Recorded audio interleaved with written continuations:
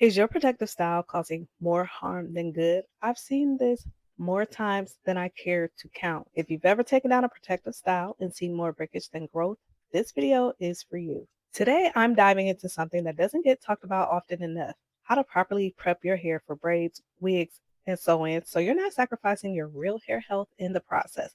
Because let's be honest, if you're constantly losing length after taking a style down, something was wrong with the prep, the install, or both. In my opinion, the word protective styles is being used way too loosely. What most people deem as protective styles are often styles of convenience. One thing that I've heard often as a reason that clients wear back to back protective styles for years, it's because they don't really know what to do with or how to manage their natural hair, but that's a conversation for another day. Now, a protective style can only be protective if they protect your hair. This can either be by reducing manipulation, tucking your ends away, allowing you to retain moisture, or simplifying your routine so that your hair can rest and retain length. But, and however, the foundation or the hair underneath has to be cared for first. Prepping your hair before installation sets the tone for the entire lifespan of the style. Neglecting prep leads to dryness trapped under the style, scalp irritation, excessive shedding or breakage when taking it down. And when your hair is tucked away for weeks or months at a time, it's under stress, especially if it wasn't properly cleansed, conditioned, and detangled beforehand. Before you install any style, your hair and scalp need to be squeaky clean. Use a clarifying shampoo to remove buildup, oils, and product residue. Follow with a hydrating shampoo to balance the scalp and soften the hair.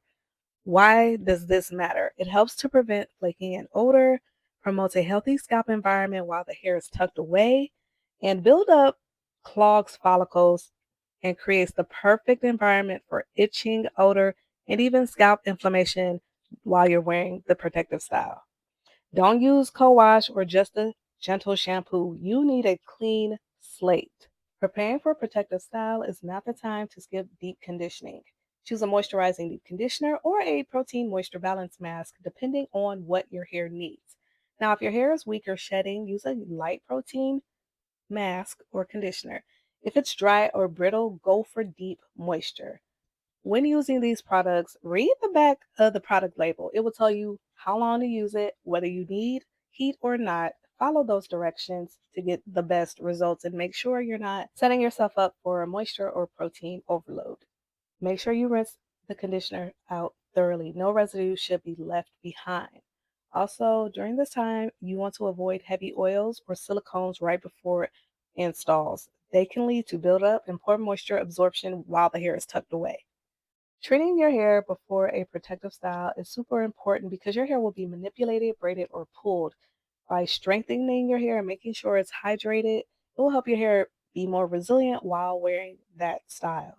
After thoroughly rinsing out the treatment, apply a leave-in conditioner and avoid heavy product layering, especially with sew-ins or wigs, because it traps moisture, which can cause mildew or mold on damp scalps, and it can also clog the scalp and attract dirt. After applying the leave-in conditioner, detangle your hair in sections using a wide tooth comb or detangling brush. Start from the ends and work your way up. If you install braids or sew in on tangled hair, you're just asking for matting when it's time to take it down. For these protective styles, it helps to stretch your hair beforehand. You can blow dry on low or medium heat with a heat protectant. If you want to go heat free, your other options would be banding, braiding, or threading and letting your hair dry overnight. Stretching reduces tension during braiding and helps the style last longer. Now, you don't need to flat iron your hair. The goal is to stretch. We're not doing a silk press. Stretching also makes sectioning easier, especially for braiders. It'll give you cleaner parts and it helps you to avoid unnecessary pulling. It also prevents knots. Another important part of preparing your hair for a protective style is preparing your scalp. The scalp should be clean, balanced, meaning not dry, not over oiled, and free of irritation. If the scalp is dry or flaky, we want to address that beforehand. And no, oil is not the answer. I'm recommending some oil free options for a couple of reasons. Number one, people tend to overuse oil, and in the process, you suffocate your scalp and clog your follicles.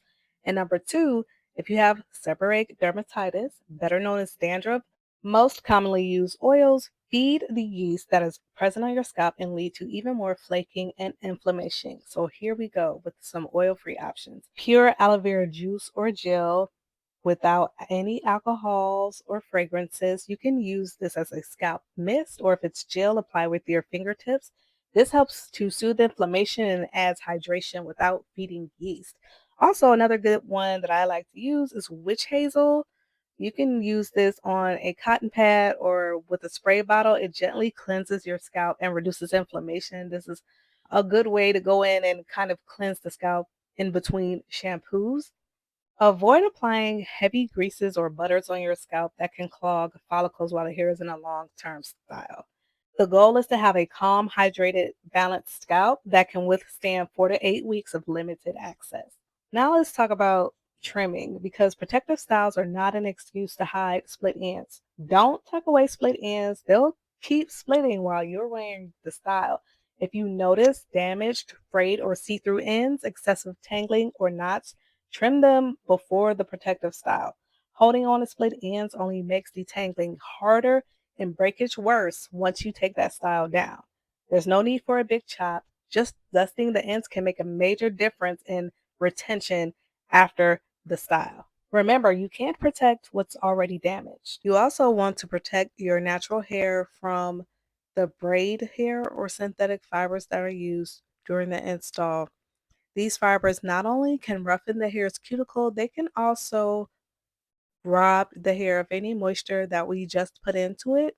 So I like to use Design Essentials Almond and Avocado Daily Moisturizing Lotion to add moisture and create a barrier between the natural hair and braid hair. Now, no matter how well you prep, it can all be undone by rough or careless installation. So this where choosing the right braider or stylist comes into play. Look for a professional who doesn't braid too tight, understands tension and scalp care, and can give you proper parting and sectioning for long term wear. While you're getting your hair done, speak up. If the style is painful during installation, it will most likely cause damage. Before you leave the chair, ask your stylist, how should I moisturize while this is in? How often should I cleanse my scalp? And what's the best way to take this down when I'm ready? Write down the answers. Take responsibility for your hair health while it's in the style, not just after. Protective styles are not a magic fix and should never cost you your length or your edges. When you prep your hair with intention, you give it the best chance to retain moisture, length, and health, even while it's tucked away. This is your reminder that you don't need to start over every time. You just need the right steps, the right knowledge, and the right approach. If this video helped you, share with a friend, drop a comment with your favorite prep tip, and don't forget to subscribe for more healthy hair tips from a licensed hairstylist. And as always, I'll see you in the next video.